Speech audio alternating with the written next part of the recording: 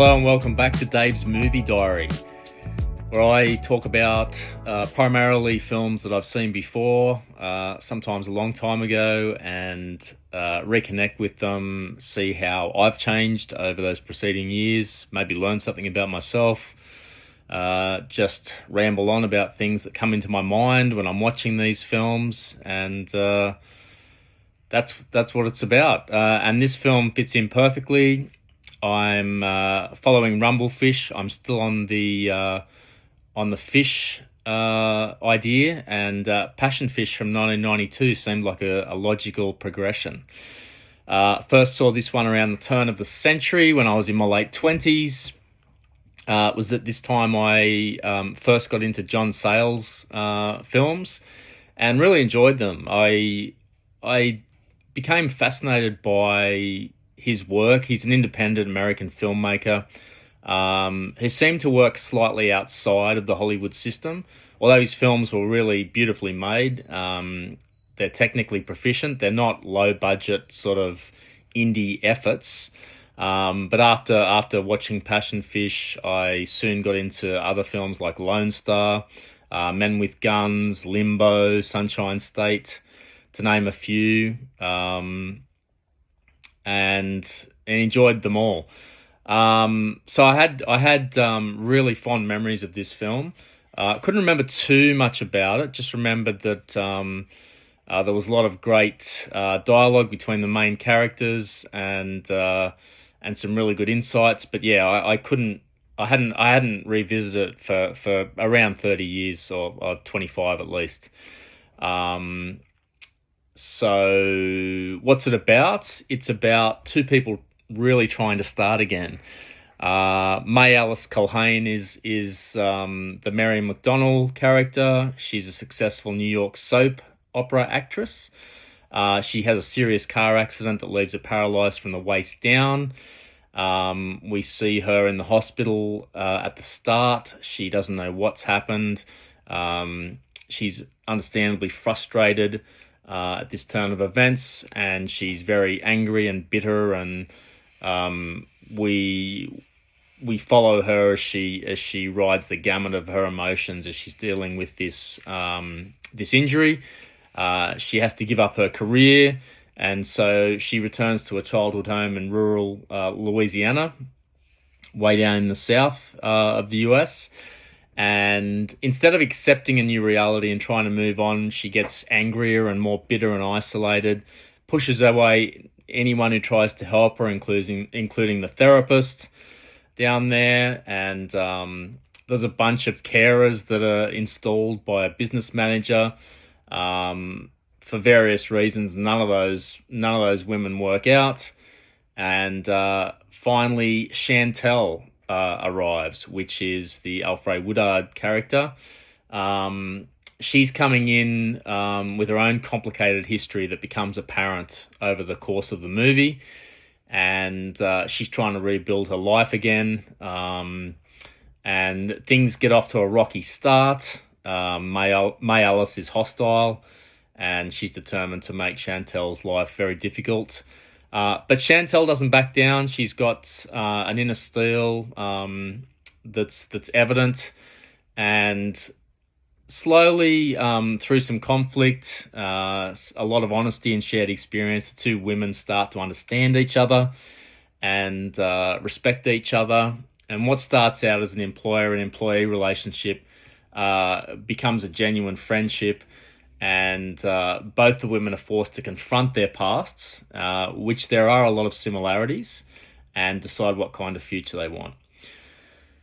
So John Sayles, as I said, was the director of this film. When I look back and look at the films that he made, I do think he's one of America's great independent filmmakers who's largely been forgotten, I think, by a lot of people. I don't hear his name mentioned much, but he made those films that I mentioned. Also, some that people have probably seen, including Eight Men Out in 1988, about the Black Sox. I think it was in 1919. There was some match fixing going on there. Matwan the year before, which was a true story as well. City of Hope was another really interesting film that I saw only the one time, but I'd like to watch that one again. So lots of interesting films. He seemed to be, and he wrote some or most of those films too. So for me, John Sayles really understands people. These are all people focused, character driven, and he's got an incredible ear for dialogue. What I mean by that is that his characters don't speak in a cinematic way for the most part, like movie characters do. They interrupt each other and talk over the top and avoid saying what they really mean, just like we all do in our lives. And the characters reveal themselves and their motivations slowly, organically. And I was thinking, because Sayles is also an actor, I think that's part of the explanation for why his films are so strong with performances. And I think he's one of these directors that's an actor's director. And his scripts really feel written for actors to draw out performances. So in a lot of these, yes, the plot is interesting and important, but the people always come first. The actors all turn in fantastic performances in this one. Mary McDonnell as May Alice. She was right at the height of her powers around this time. Most people, if they look up Mary McDonnell, would realise that she was in Dances with Wolves a couple of years before this film. She got Academy Award nominations for both those movies. She went on to be in other films, including Grand Canyon, Sneakers, Independence Day. I always liked her on screen. She seems believable, relatable. This is a wonderfully layered performance.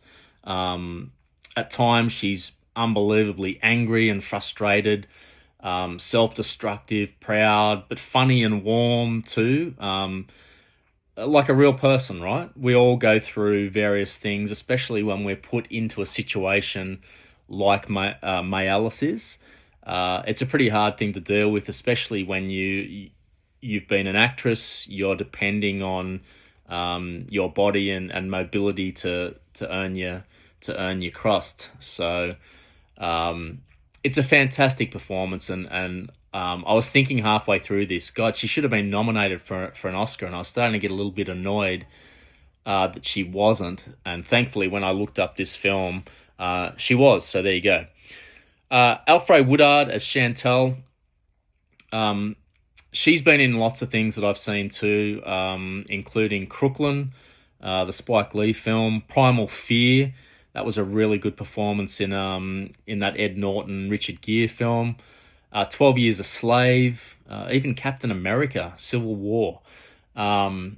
She's a really good character actor. She's never like a top billing star, like a movie star. She's an actor. She's done a lot of things on TV as well. She's perfectly cast in this because she begins the film quite guarded, and you can see or sense that she's damaged. I mean, for someone to take on this role with a cranky person who's gone through 4 or 5 carers, you know that there's something going on there, that she really needs the job, and we find out that she really does need the job. But slowly she starts allowing herself to hope again that her life can also improve, and in a totally different way. I think you can make the case that Woodard's performance is every bit as good as McDonnell's in this. On to David Strathairn. He plays a local guy whose family grew up around there and had that Cajun influence on him to an extent. But he's married now. He's got 5 kids. His wife is a very religious woman. He feels like he's very unhappy, but he's a practical guy. He's a handyman, and there is some history between his character and Mary McDonnell's character. Some sparks there. He's been a frequent John Sayles collaborator David Strathairn. He was in Matawan, Eight Men Out, Limbo as well, amongst other ones. He always brings, to me, he always brings intelligence and emotional depth, but also like a wiry strength and a quiet toughness. He looks like he's made of steel, but he doesn't flaunt it. He's not a huge guy, but he looks very capable to me. Someone you could rely on, and that's exactly what this character is. Someone you could rely on, and he plays it perfectly. I also remember him from LA Confidential. He was in that fantastic film, and he led the way in Good Night and Good Luck, which was a fantastic film as well about a true character. He pops up all over the place. I think he popped up in where did I see him? I think it was that TV show Billions, as a billionaire, in that, and he played that part perfectly as well. So he's a very underrated actor, like I said. Vondie Curtis Hall as Sugar Ray, who's trying to get Chantel to stay with him for a length of time. Wonderful supporting performance from this guy. A lot of charisma that he always puts out there. I saw him not that long ago in Coming to America. He was also in Falling Down and Crooklyn again, a reteaming with Alfred Woodard. If this part hadn't been acted to a high level, it could have come across as a bit of a stereotype. But instead, he feels warm, authentic. He's very patient with Chantel. He can sense that there's some damage there. He's willing to wait. And the country fair scene is beautifully handled, where he comes over to seemingly approach Chantel to dance. She's there with her father, who's shown up with her daughter. And because of what's happened to her recently, she's lost guardianship of her own daughter. And so Sugar Ray sizes up the situation and asks the young girl to dance. And it's a wonderful moment. It's a small moment, but it tells you everything about the character that he's playing. And again, it shows you how perceptive John Sayles is with his writing. Also love seeing Angela Bassett pop up. I was a massive fan of her back in the day for every reason you can think of. Fantastic actor, incredible screen presence, but just an incredible looking woman too. Love seeing her in Boys in the Hood, Malcolm X. Of course, as Tina Turner in What's Love Got to Do with It. Strange Days, love that film too. She doesn't need much screen time to add a lot. She immediately adds weight and credibility. She's one of my favourite people from around this time. A lot of things jumped out at me from rewatching this. I love the blues soundtrack. A lot of smoky blues guitar from the get-go, sets the mood. Feels like Louisiana from the first few minutes of this one. Relaxed but melancholy as well, giving you a bit of an insight into what's to come. Louisiana as a character. I'm always fascinated by this location, going all the way back to some of the things I watched when I was very young. I can remember there was a TV show. I can't remember what it was called, but it seemed to be in and among the swamps there with guys racing around on those motorized boats with the big overhanging part that protects them. Anyway, I'm not making much sense here, but this film really brings Louisiana out. You can almost smell the gumbo cooking on the stove, the biscuits, the bayou, the lush green landscape everywhere. And I think shooting this one on location gave it a feeling of authenticity. There's no artificiality here. I really got a sense of that old down-home way that they do things there. People sitting and talking, helping each other in the community. You see that with Strathairn's character at the start when Alfred Woodard's run out of petrol. She's amazed that he's helping her, but, they don't think twice about doing that. Southern hospitality. one of the most southern films I've ever seen, I reckon. May Alice could just be the definition of the worst patient ever. Some great language used, angry, difficult. Alfred Woodard describes her as a bitch on wheels. Well, that's what the carers agency refers to her as. They're not wrong. But Sayles is really clever. He never makes her a villain. He never paints her in black and white shades. I think what he did was he made me understand her pain and have some sympathy for her, and give her a fair bit of leeway. But yeah, tough to look after. There's a very funny scene at the start with Elsa, I think her name was, the Eastern European maid. Brings out the dinner for May Alice, and what the hell's this? Big Faber is good for stool. Completely straight faced, one of the funniest moments in the scene, in the film, and quickly followed by breakfast being prepared. You can't, you're not allowed to watch the TV until you eat. May Alice calmly picks up the spoon, gets some food on it, and then just flicks the food straight onto the wall that Elsa's just cleaned. It was really funny, shocked me. Quite a revealing scene early about May Alice's character. And there's plenty of great bits in the dialogue that Sayles throws in as well, especially the back and forth between MacDonald and Woodard in the early stages of their relationship. An example, Woodard's going out for supplies the first time and says, "I'll try and get back as soon as I can." MacDonald says, "Don't kill yourself." And Woodard says, "Yeah, you too." Funny, sad, real. There's lots of that. They've both got their defenses up for large parts of this film. It all feels real, all this dialogue.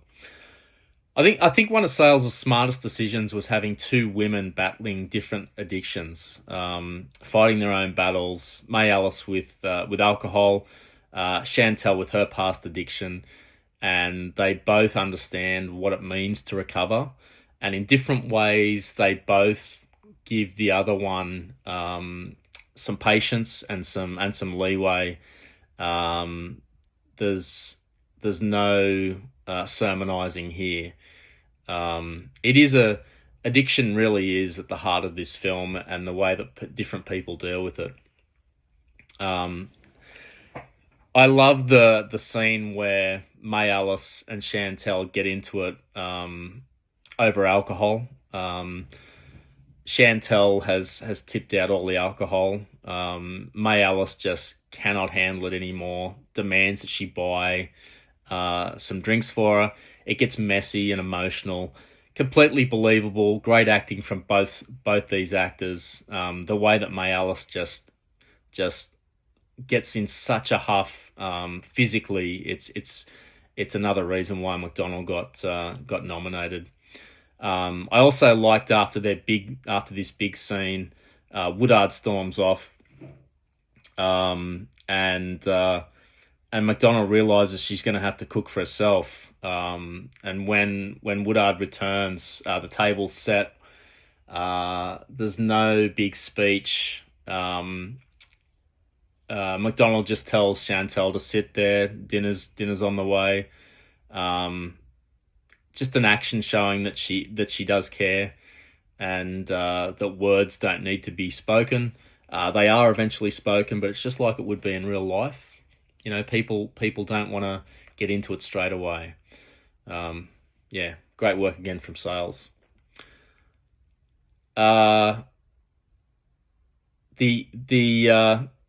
Towards the end, we finally realise that there's some very tricky decisions to be made. The return of Chantal's daughter, along with her father, we can see that a father doesn't trust her, and that mistrust is quite heartbreaking. And Chantal has to prove that she's changed and wants another chance. But deep down, she knows that trust has to be earned. And then on the flip side, May Alice gets an opportunity to return to acting, but the role reduces her disability to a gimmick, and she has to decide who she wants to become. Does she want to stay where she is in Louisiana, or does she want to have a much reduced role on the big stage? And Chantel knows that if May Alice goes back, then she's going to have to go back and probably lose any hope that she's got of getting a daughter back, because her father sees that this location is good for her with May Alice. So finally, one of the great best scenes in the film, to me, is when Chantel returns to the house after one of their arguments. She can't find May Alice. She's out in the back shed, which was a dark room previously, for a father, I think. And Chantel criticizes May Alice's drinking, and this is after Chantel's partner has shown up out of the blue and spoken to May Alice and revealed that Chantel is an addict. And May Alice responds and reveals that to Chantel. And she says, "Who have you been talking to?" And the answer is in the photograph she's developing. And May Alice just holds up the photograph. Brilliant construction by Sayles yet again. I'm sounding like a broken record. So look, I on the rewatch, what I realized is that I'm really surprised that this film connected with me so strongly when I was in my late 20s, because it's a brilliant film and I really loved it on this rewatch. But I'm in my mid 50s now, and it's not the type of film you'd expect someone in their 20s to identify with. And I obviously didn't identify with it. I guess it goes to show that great films aren't limited by your age, your gender, or your background. They find something universal that we can all relate to. And I'm going to give myself a pat on the back for having good taste at a young age, when I had every right not to really sit this one out. So yeah, you can surprise yourself sometimes, can't you? But getting back to the rewatch, I do think it's a fantastic example of independent American filmmaking, but American independent filmmaking trying to compete and competing with the big studios. Because if you look at this, there's nothing about the look of this film that screams independent. It's not done in a knowing street way, if you know what I mean. It's not full of arty little things. It's John Sayles doing the best he can with his own material, and it's brilliant. Makes me want to delve back into more of his work. Is it a date film? I'd say not. It's too thoughtful and slow, too focused on character. It does go on for slightly too long. It's about 135 minutes. I feel like it could have lost around 15 minutes. I think if it comes in at that 2 hour mark, it's even better. So yeah, I couldn't see it being a date film. I'm not sure younger audiences would always have the ability to sit this one out, which is to their detriment. Hangover film, definitely not. You really need to have attention and patience with this one. I could see falling asleep happening, or just getting frustrated with the lack of action and entertainment value. I do think it's probably a watch alone film. Put it on when you're in the right mood for some reflection. Put the phone away, settle in, and just let the characters and performances work on you, like I did this time. So, final thoughts. I do think this is a quiet masterpiece of American independent cinema. Sayles has created a world that feels completely authentic to me. I've never been to Louisiana, but it just feels alive, and the dialogue felt real. The performances are exceptional, all of them. I can't really find a standout. Obviously, McDonnell and Woodard get most of the screen time. This film doesn't work if they're not both bringing their A game, and they are. But Strathairn, Vondi, Curtis Hall, and even Angela Bassett in her little scene add a lot more depth and context. So look, it's not a film about dramatic transformation. It's about small steps happening throughout this film, and two damaged people helping each other become whole again, which you see in life. I've seen it in life. So I'd finish by calling it a beautiful, thoughtful, and really deeply human film. So well worth the watch. There's a version of it on YouTube that I managed to find. Otherwise, I haven't seen it come up on a streaming platform before. So you can check it out for free. All right, that's Passion Fish from 1992. An example of the great work that John Sayles did there for a long time. So check it out if this sounds like your kind of film. All right, as always, thanks for joining in, and see you next time.